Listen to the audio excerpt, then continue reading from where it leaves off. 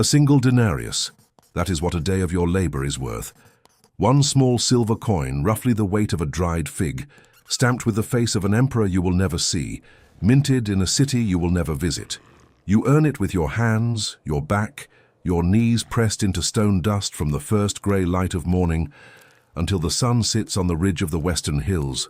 1 denarius, the same wage paid to the man who showed up at the 11th hour in the parable everyone knows. And with that single coin, you are supposed to feed a family, replace a broken chisel, pay the tax collector who will come before the month ends, set something aside for the feast days when no one hires and no work moves, and somehow across a lifetime of those coins laid end to end, leave your sons enough to carry the trade forward after your hands give out. You are a tecton in 1st century Galilee, and almost everything the outside world believes about your profession is wrong. The word itself is the first misunderstanding. When the Greek texts of the period call a man a tecton, the image that forms in the modern mind is a woodworker, a man surrounded by curls of pale shavings, a plane in his hand, turning out tables and chairs and perhaps a cradle. The paintings reinforce it, the children's stories reinforce it. But stand in the landscape where this trade actually operates, and the picture collapses in less than a minute. Galilee in the 1st century is not a forested land. The hills are terraced for grain and olives. The valley floors are planted.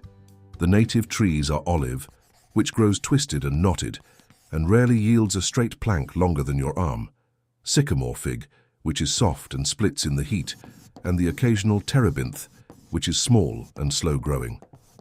True building timber, the straight, long, resinous beams that hold a roof, comes from the cedar and cypress forests of Lebanon, floated down the coast and hauled inland on donkey carts, arriving at your village at a price that makes it, pound for pound, one of the most expensive materials you will ever handle. In a region where stone is free and everywhere, where mud brick costs nothing but the labor of mixing it, wood is not your primary material.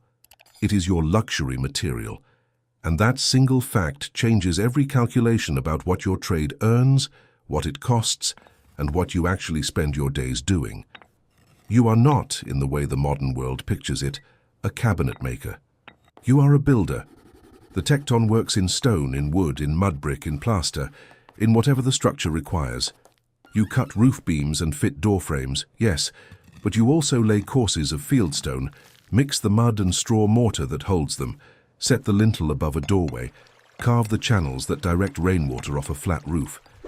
When the olive harvest comes, you are the one who repairs the beam of the olive press, a massive trunk of timber, sometimes 15 feet long, that bears the full crushing weight of the stone. When ploughing season approaches, you shape the wooden ploughshare that will be fitted with its iron point. You build yokes for oxen, threshing boards studded with flint chips, winnowing forks, storage chests, doors, shutters, the wooden lock mechanisms that secure a house. And when someone in the village dies, you build the bier on which the body is carried. Your hands know stone and wood and iron and rope and plaster. You are the closest thing this village has to an engineer, and your workshop, if you are fortunate enough to have a dedicated space, is not the quiet studio of imagination, but a cluttered, dusty yard where stone chips and wood shavings and broken tool handles pile up together. Now set the map in front of you, because geography is the engine that drives everything. You live in Nazareth, a settlement so small that it does not appear in a single written record outside the texts that made it famous. Archaeological surveys suggest a population of perhaps 300 to 400 people, clustered on a hillside above a modest spring, farming the terraces around the village and keeping small herds of goats and sheep. 300 people is not an economy that can keep a tecton busy. A village that size might need one new house every 2 or 3 years, a handful of door repairs, a few agricultural tools replaced each season. If Nazareth were your only market, you would starve. But Nazareth has a secret that changes everything, and it sits roughly 6 kilometers to the northwest, just over the ridge, visible on a clear day as a crown of white buildings on a hilltop. Sepphoris, the capital of Galilee. And in the decades around the turn of the era, it is one of the largest construction sites in the eastern Mediterranean. Sepphoris had been partially destroyed during the unrest that followed one king's death, and his successor, the ruler of Galilee, chose to rebuild it as his showpiece. The project was enormous, a full Roman-style city rising on a Galilean hill. Paved streets laid in a grid, a market basilica, a residential quarter with mosaic floors, public buildings, cisterns cut deep into the bedrock, and later a theatre carved into the northern slope with seating for roughly 4,000. Think about that number for a moment. 4,000 seats in a region where most settlements hold a few hundred people. The construction demanded stonecutters, plasterers, mosaicists, and above all tectons. Builders who could frame roofs, set beams, construct scaffolding, build forms for arches, and handle every task where wood met stone. A village tecton living 6 kilometers away, an hour and a half on foot each way, would have been pulled toward that site the way water runs downhill. The wages were there. The materials were supplied by the project. The work was steady in a trade where steadiness is the rarest luxury of all. For a generation of Galilean builders, Sepphoris was not just a city being built. It was a payroll. So you walk. Every morning, in the dark, you leave your house, a single-room stone structure with a flat roof, a packed earth floor, a raised sleeping platform at the back, a cooking area near the door, and you set out on the path northwest toward the hilltop. You carry your tools in a leather roll or a wooden box slung over your shoulder. An adze, which is the tecton's primary instrument, used for shaping beams and planks. A hand saw with an iron blade, perhaps 18 inches long, set into a wooden frame. A bow drill for boring holes. A set of chisels in graduated widths, their iron edges honed on a piece of sandstone. A wooden mallet. A plumb line, which is nothing more than a string with a stone weight tied to the end. A measuring rod marked in cubits, roughly 18 inches to the cubit, and a square made from 2 straight sticks, fixed at a right angle. If you own all of these, you own something that took years to assemble, because each iron tool represents a significant purchase. An iron chisel of reasonable quality costs somewhere between half a denarius and a full denarius depending on size. A saw blade is more, perhaps 2 to 3 denarii for one that holds its edge. A complete professional toolkit, the equivalent of your credentials and your factory floor combined, represents an investment of roughly 15 to 25 denarii, which is 3 to 5 weeks of wages.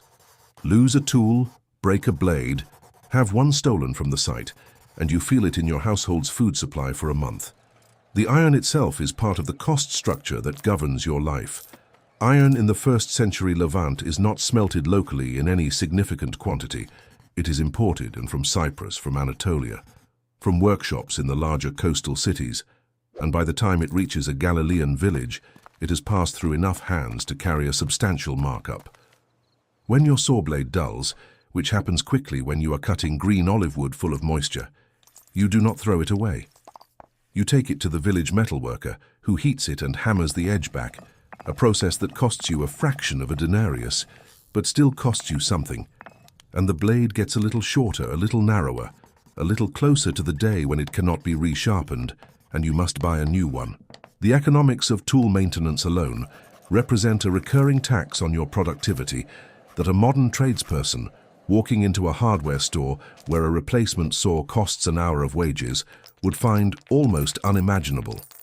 For you, a replacement saw costs 3 full days of work, and those 3 days produce no income while they consume food, water, and the patience of a family waiting for the money to resume. Now let us look at what the site actually pays. On a major construction project like Sepphoris, wages for a skilled tecton are roughly 1 denarius per day, the standard rate referenced across multiple sources from the period. An unskilled laborer, someone carrying stones, mixing mortar, hauling water, earns less, perhaps half a denarius to 3/4. You, with your tools and your training, earn the full coin. In an exceptionally good period, when the project is pressing forward and foremen need experienced hands, you might negotiate slightly more, 1¼ 1½ denarii, but this is not the norm. The norm is 1 denarius, paid at the end of the day because that is the law. The laborer's wage must not be held overnight. You receive your coin in the late afternoon. You walk home. You hand it to your wife, who is the actual financial manager of this household, and she divides it into the categories that keep the family alive. Those categories are unforgiving. Start with food. A typical family of 5 in 1st century Galilee, you, your wife, 2 or 3 children, requires roughly 800 to 1,000 calories per person per day, at the lower end of subsistence, more if anyone is performing heavy labor, which you are. The base of the diet is bread, and bread means grain. Wheat is preferred but expensive. A bushel of wheat, roughly enough to feed a family for 10 to 12 days, costs about 1 denarius when prices are stable. Barley is cheaper, roughly half the price, and most working families eat barley bread as their staple. So call it 1 denarius of grain every 12 to 15 days if you are buying barley, which means roughly 2 denarii per month on grain alone. Add to that olive oil, which is used for cooking, for light, for cleaning, for nearly everything. A small jug of oil costs perhaps 1/4 of a denarius. Dried fish, salted and packed in the processing centers around the Sea of Galilee, is the most common source of protein beyond legumes. A portion sufficient for a few meals costs a fraction of a denarius, but it adds up across the month. Lentils, beans, onions, garlic, dried figs, the occasional handful of dates, each individually cheap, collectively another denarius or so per month. A realistic food budget for a family of 5 living modestly runs roughly 5 to 7 denarii per month. You earn, if you work every available day, around 25 to 26 denarii per month. So food takes between 1/5 and 1/4 of your gross income, which sounds manageable until you discover what comes next. Taxes. This is where the ledger turns dark, and it stays dark for a long time. You live under a layered system of extraction that would make a modern accountant reach for a drink. At the top sits Rome, which levies a direct tribute on the province. A head tax of roughly 1 denarius per adult male per year, plus a land tax on anyone who owns agricultural property, calculated as a percentage of the estimated yield, typically around 1/8 to 1/4 of the harvest, depending on the assessment. You may not own land, many village tectons do not, but if your family holds even a small terrace of barley or a few olive trees, that land tax applies. Below Rome sits the Herodian administration, which collects its own taxes to fund the court, the building projects, the military, and the administrative apparatus. Estimates of the combined Roman and Herodian tax burden vary, but most assessments place it somewhere between 20 and 35% of total income for a working family. Below the civil taxes sit the religious obligations. A tithe on agricultural produce, roughly 10%, owed to the priestly class. A second tithe, also roughly 10%, set aside for festival expenses or, in certain years, for the poor. And the annual half-shekel temple tax, owed by every adult Jewish male, which equals roughly 2 denarii. Add to this the irregular but inescapable costs of temple offerings. A pair of doves for a purification rite, a lamb for Passover if you can afford one, a guilt offering after a vow. The religious obligations alone can consume another 10 to 15% of household income, and they are not optional in any meaningful social sense. To refuse the tithe is to become an outcast. To skip the temple tax is to mark yourself as outside the community. Put the numbers together and feel their weight. You earn roughly 300 denarii in a year, assuming you work 6 days a week for about 50 weeks, losing a few weeks to rain, festivals, illness, and the days when there is simply no work on the site. Out of that 300, food takes roughly 70 to 80 denarii. The combined tax and tithe burden, at the lower end of estimates, takes another 75 to 100 denarii. You have now spent roughly half your income, and you have not yet bought a sandal, replaced a chisel, paid for lamp oil to work by on short winter days, contributed to a neighbor's wedding feast, set aside anything for the Passover journey to Jerusalem, or dealt with the single expense that can destroy a family in this economy faster than anything else, a medical emergency. There is no insurance. There is no savings institution. There is no credit system available to a village tradesman beyond borrowing from a wealthier neighbor at interest rates that the religious law technically forbids, but that practice enforces nonetheless, because the lender is taking a real risk in an economy where default is common and enforcement is slow. The margin, then. After food, after taxes, after tithes, after the irreducible costs of clothing, fuel, lamp oil, tool repair, and the social obligations that hold the fabric of the village together. The contribution to a funeral, the gift at a wedding, the small charity expected of anyone who earns a daily wage. You're left with something between 30 and 60 denarii per year of genuinely discretionary income. In a good year, with no injuries, no illness, no disruption to the construction site, no sudden increase in grain prices due to a poor harvest. 60 denarii. That is 2 months of wages. That is your buffer, your savings, your retirement fund, your children's inheritance, your entire margin of survival against a world that can take it away in a single season of drought. Compare that to the simplest alternative available to you. If you had 300 denarii in silver and could lend it out at a modest rate, even the 12% that was common in the region, you would earn 36 denarii a year in interest without lifting a tool. Your entire year of backbreaking labor, from dark to dark, 6 days a week, nets you roughly the same as sitting on a modest pile of coins you do not have and never will. That comparison is not meant to be cruel. It is meant to show you exactly where the tekton sits in the economic hierarchy, above the day laborer who owns nothing, below the merchant or landowner who can make money work for them while they sleep. But you do not have 300 denarii in silver, and no one in your family ever has, which brings us to the question of how you entered this trade in the first place and what it cost to get here. You did not choose to be a tekton. The trade chose you because your father was a tekton, and his father before him, and in a world where occupation passes through the family line like the shape of a jawbone, your destiny was set before you could hold a chisel. You began learning at roughly 12 or 13 years old, the age at which a boy in this culture is considered ready for adult responsibilities. For 5 to 7 years, you worked alongside your father or your uncle, learning the grain of every local wood, the fracture planes of the limestone, the trick of cutting a mortise joint tight enough to hold a door frame without nails, because iron nails are expensive, roughly a denarius for 100, and you used them as sparingly as possible. During those apprenticeship years, you earned nothing. You ate your family's food, wore your family's hand-me-down clothing, and your labor belonged to the household. The investment was time, 5 to 7 years of a young man's productive capacity, devoted to acquiring a skill that would eventually pay 1 denarius a day. The calculation only makes sense if you compare it to the alternative, which is worse. Without a trade, you are a day laborer, a hired hand standing in the village square hoping someone needs a wall built or a field cleared, earning half a denarius when work is available and nothing when it is not. The trade gives you a floor, and in this economy, a floor is everything. Your workshop, if you have one, is almost certainly not a separate building. It is a corner of the courtyard attached to your house, shaded by a rough awning of goat hair stretched over poles. The courtyard itself is shared with the household's small stock. A few goats, perhaps a donkey if the family has been fortunate, chickens scratching at the edges. Your workbench is a section of flat stone or a heavy plank set on supports. Your raw materials are stored against the wall, a few rough planks of sycamore, perhaps a length of olive wood reserved for a specific project.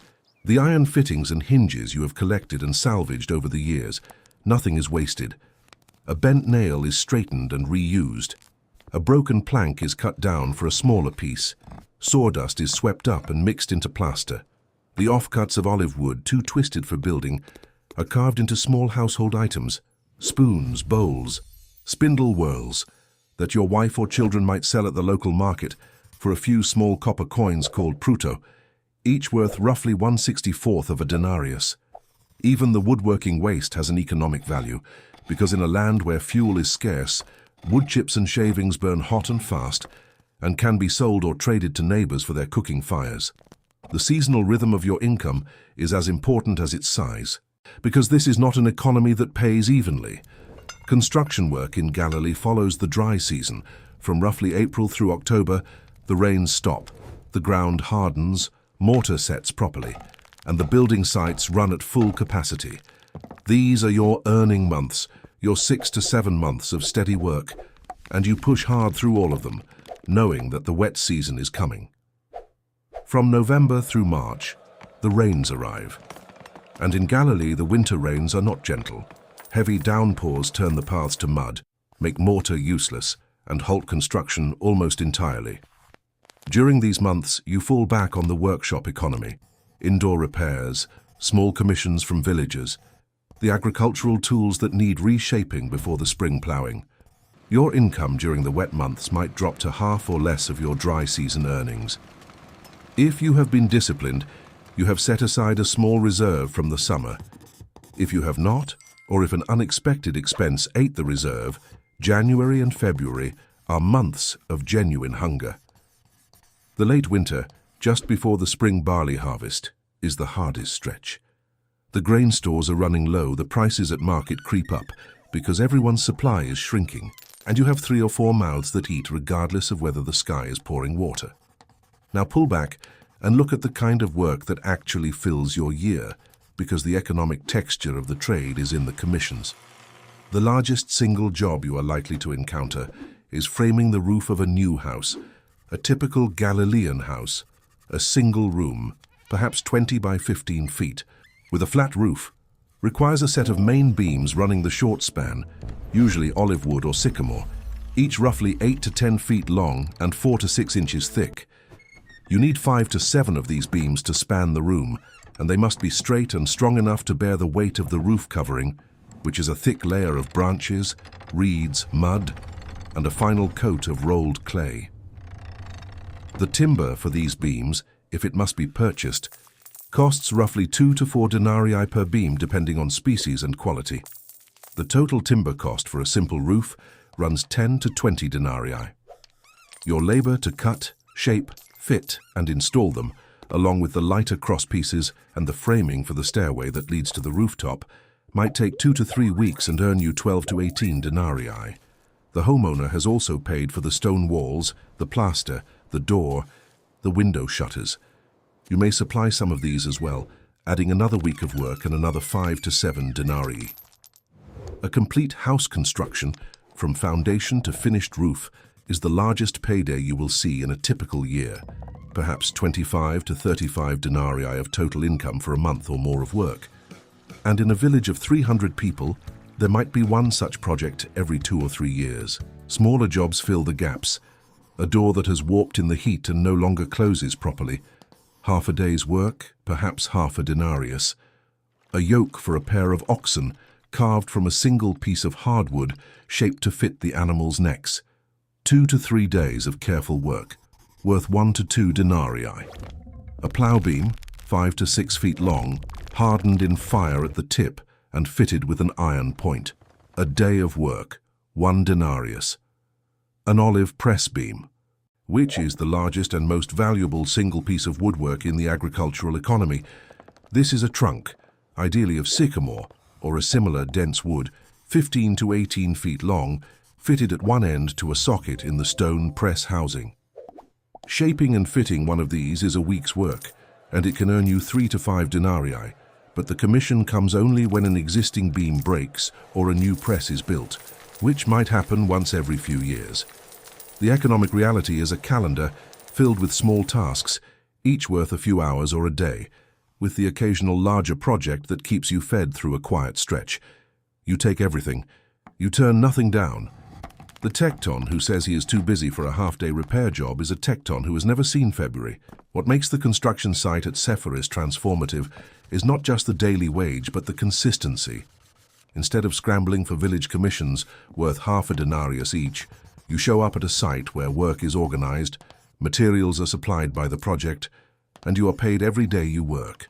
The trade-off is the walk, 6 kilometers each way, 3 hours of daily travel that earns nothing, burns calories and wears out your sandals, which cost roughly 1 to 2 denarii per pair and last perhaps 3 to 4 months of daily roadwear. That is another 4 to 8 denarii a year, just on footwear for the commute.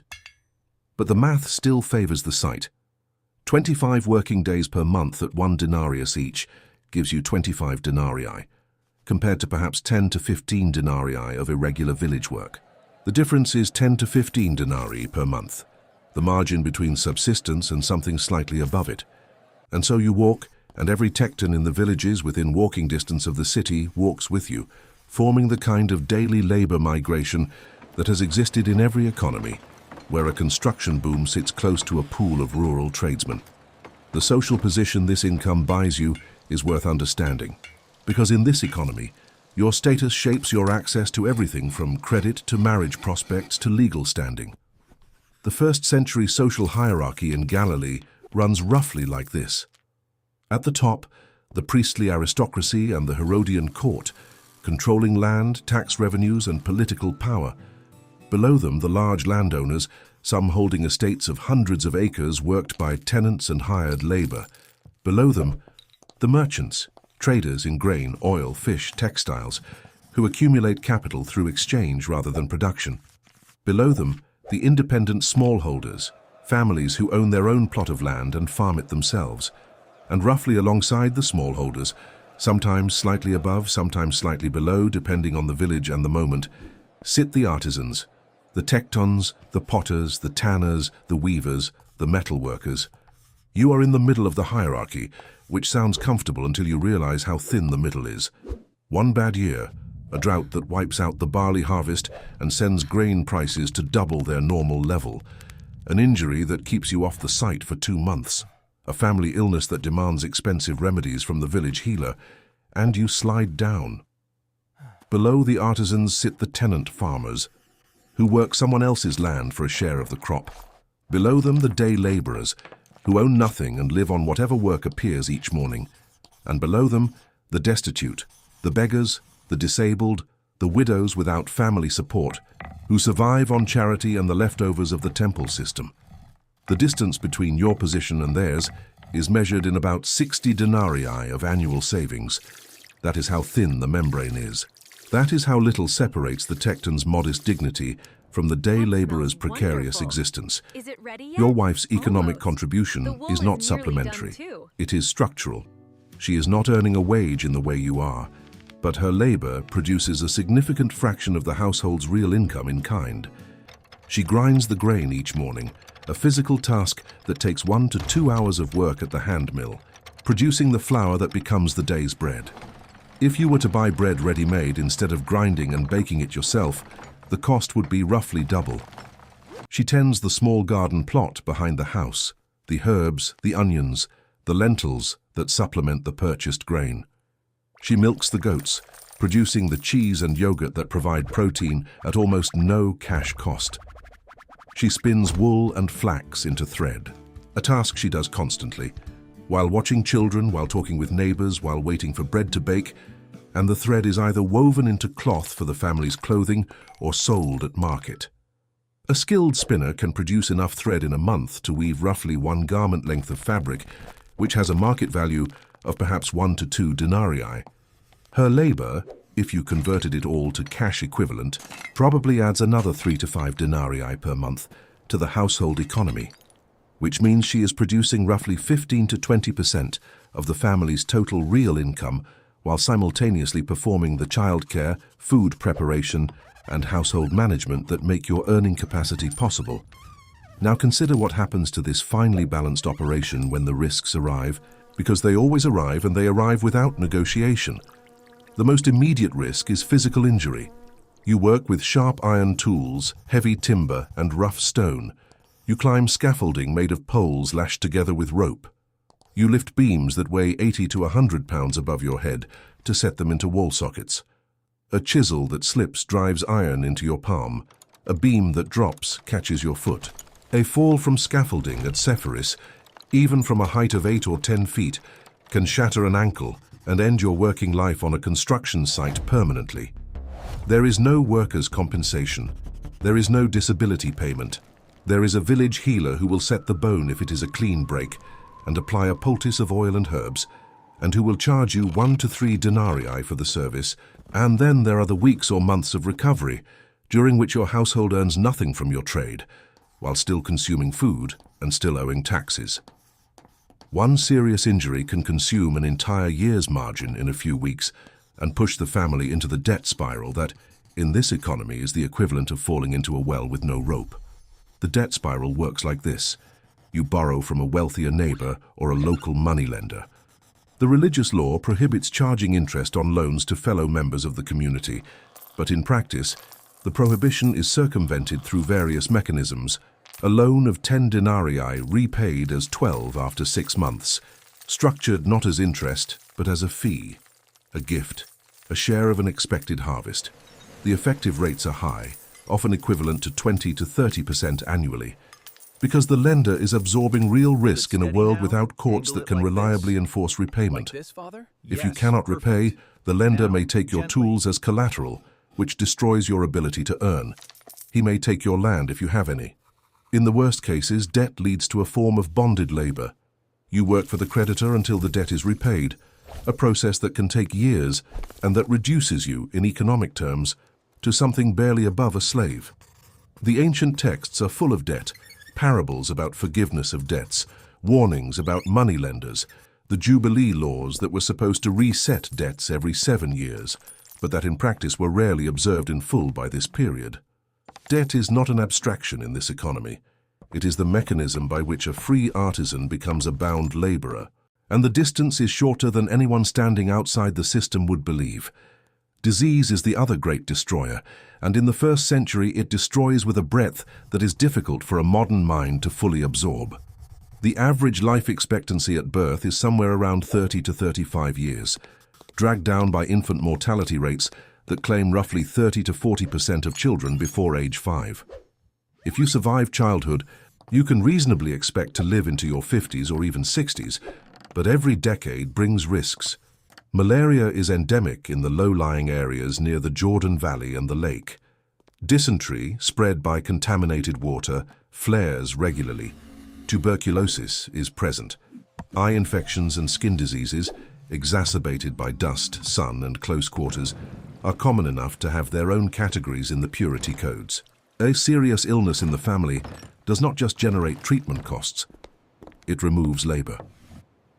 If your wife falls ill, the grinding, spinning, gardening, and food preparation that she performs daily must be done by someone else or not at all, and every task not done translates directly into either higher costs or lower food supply. If a child old enough to help with chores falls ill, the same gap opens. The household economy is a machine with no spare parts, and every missing piece makes the rest work harder.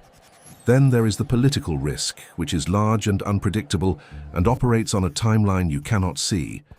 Galilee in the 1st century is not a peaceful province. The Roman occupation generates constant tension. Tax revolts flare periodically. Brigands, sometimes political resistors, sometimes opportunists, operate in the hill country. The Herodian administration's legitimacy is contested by multiple factions. When political violence erupts, it disrupts everything. Construction sites shut down, roads become unsafe, markets close, grain shipments are delayed, and the daily economy that depends on stability collapses with terrifying speed. The destruction of a city like Sepphoris during the unrest that preceded its rebuilding is a reminder that the very project providing your wages exists because the previous economy was burned to the ground.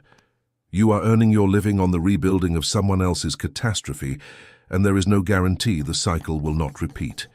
The religious economy adds another layer of cost that is unique to this time and place. 3 times a year, the major festivals draw families to Jerusalem: Passover, Pentecost, and Tabernacles. The journey from Galilee to Jerusalem is roughly 100 kilometers, 3 to 4 days of walking each way. During the journey and the festival itself, you are not working. Call it 10 to 14 days of lost income per pilgrimage, which is 10 to 14 denarii you do not earn. Add the cost of travel provisions, food, possibly lodging, the wear on sandals, perhaps another 2 to 3 denarii. Add the cost of the offerings themselves. At Passover, a lamb if you can afford one, or a pair of doves if you cannot. A lamb costs 3 to 5 denarii. A pair of doves costs roughly a quarter to half a denarius. Even at the lower end, a single pilgrimage festival costs you 12 to 18 denarii when you count the lost income and the direct expenses. If you attend all 3 major festivals, the annual cost is 35 to 50 denarii, nearly your entire annual margin. Most Galilean families of modest means likely attend only Passover reliably, with the other festivals observed locally or skipped. But even a single annual pilgrimage is a significant economic event. And here is a number that reframes the pilgrimage in a way you might not expect: the temple tax. Every adult Jewish male owes a half shekel annually to the temple in Jerusalem, and it must be paid in a specific coinage, the Tyrian shekel, which is the only coin accepted because of its high silver purity. A half shekel is equivalent to roughly 2 denarii. But if you arrive at the temple with the wrong coinage, Roman denarii, Herodian bronze, any of the dozens of currencies circulating in the Eastern Mediterranean, you must exchange it at the money changers' tables in the temple courts. The exchange fee is a kolban, a small surcharge of roughly 4 to 8%. This sounds minor until you realize that the money changers are processing thousands of transactions during the festival weeks, and the aggregate of those small fees is one of the significant revenue streams of the temple economy. You, standing in line with your 2 denarii, are a tiny contributor to an institution whose annual revenues run into the millions of denarii, funded in part by that small surcharge on your small coin. The temple is, among its other roles, the largest financial institution in the region, and you are one of its depositors whether you choose to be or not. Your children's futures are already being shaped by the same forces that shaped yours. If you have sons, the eldest will begin learning the trade alongside you by age 12 or 13. He will not attend a school. Village education, such as it exists, is informal, centered on the synagogue, focused on memorizing scripture, rather than learning to read and write in any functional sense. Literacy in the first century is rare among the artisan class. You may recognize a few words, enough to know what a tax notice says and to read the most common prayers, but writing a contract or composing a letter is beyond you. For that you hire a scribe, which costs a few copper coins per document. Your son will inherit your tools, your skills, your client relationships, and your position in the village hierarchy. He will not inherit much else. The tools are worth 15 to 25 denarii. The house, if you own it rather than sharing a family compound, might be valued at 200 to 300 denarii. A modest sum that represents the accumulated savings of perhaps 2 or 3 generations. If you have daughters, their economic future depends almost entirely on their marriages, and a marriage requires a dowry, which is itself a significant economic burden. A modest dowry for a tradesman's daughter might be 20 to 50 denarii in goods or coin, 1 to 2 months of your annual gross income, or roughly your entire annual margin in a good year.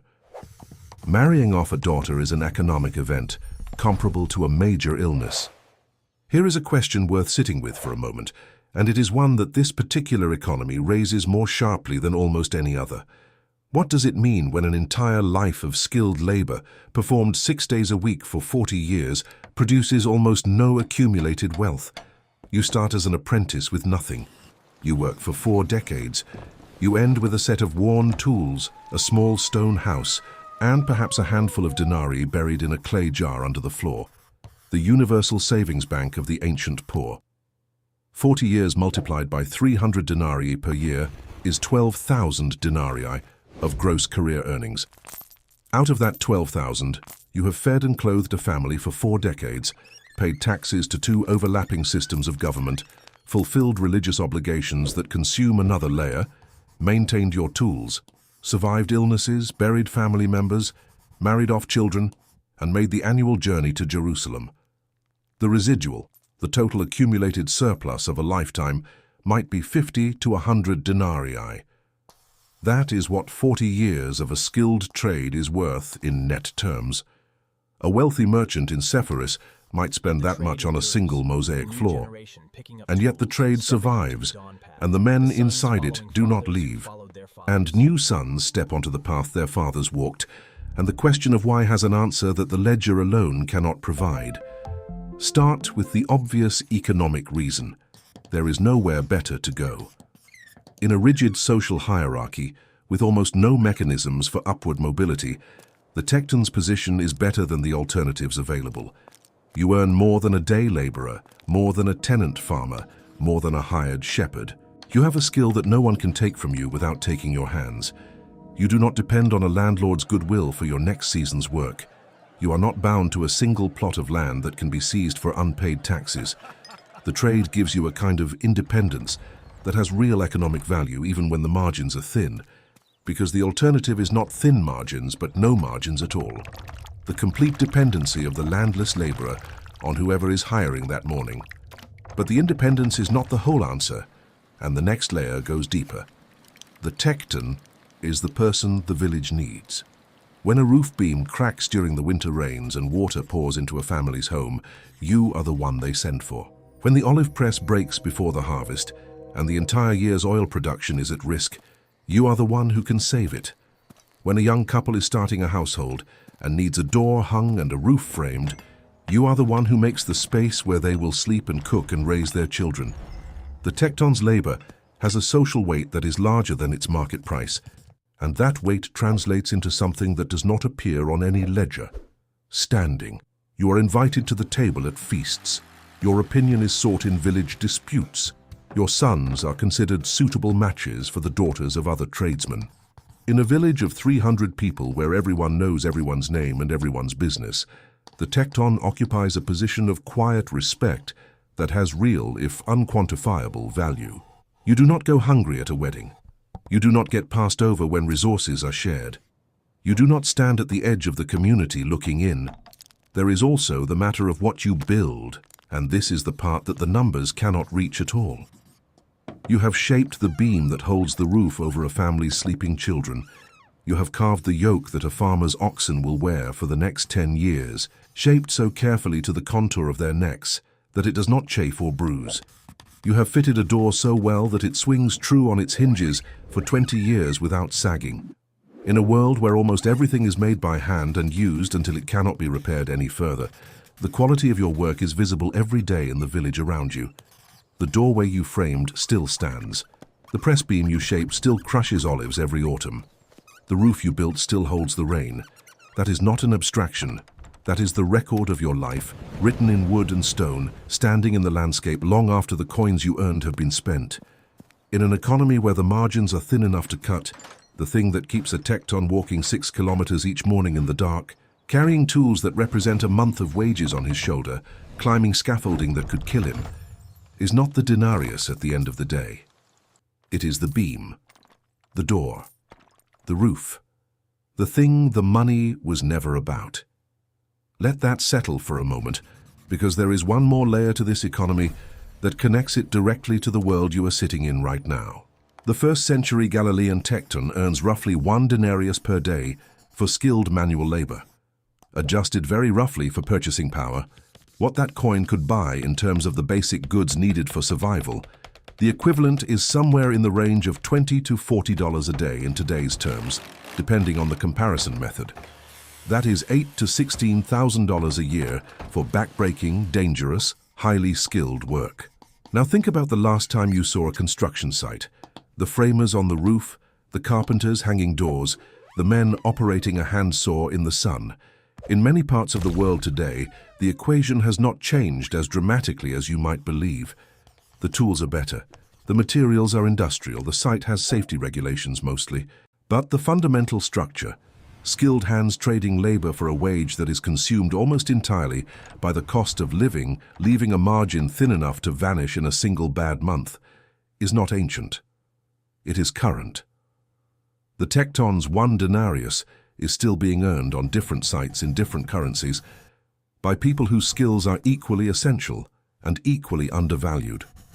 The next time you walk through a doorway, run your hand along the frame. Feel the joint where 2 pieces of wood meet. Someone cut that joint. Someone measured it, marked it, chiseled it, tested the fit, adjusted it, and set it into the wall. The hands that did it were trained for years to do exactly that and nothing else. And the wage those hands earned was almost certainly less than the value of the comfort you feel every time you walk through a door that closes properly against the wind. That gap between the price of a skill and the value it creates is the oldest economy on Earth, and it has not yet been solved. 2,000 years of progress, and the carpenter's margin is still the thinnest number on the page. If you have ever looked at a building and wondered what it cost, not in money but in the life that went into it, this is the channel where those questions get answered. Subscribe so you do not miss the next breakdown, and send this to someone who works with their hands.